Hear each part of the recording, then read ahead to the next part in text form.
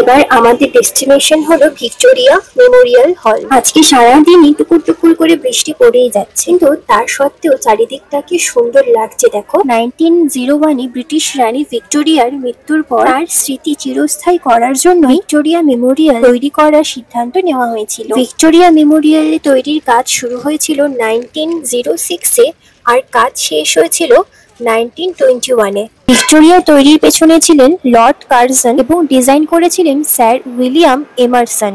Victoria Memorial বানানো হয়েছিল Indo সারাসনিক স্টাইলে, যেখানে মুঘল এবং ব্রিটিশ ইউরোপিয়ান স্থাপত্যের মিশ্রণ দেখা যায়। ভিক্টোরিয়া মেমোরিয়ালে টোটাল 28টি গ্যালারি রয়েছে এবং সেখানে সংরক্ষিত আছে ব্রিটিশ আমলের শিল্পকর্ম, ভাস্কর্য, নানান রকমের জিনিস, তরোয়াল, নানান রকমের অস্ত্র শস্ত্র, বর্ষা, বন্দুক সহ আরো কত কিছু এখানে সংরক্ষিত করা রয়েছে।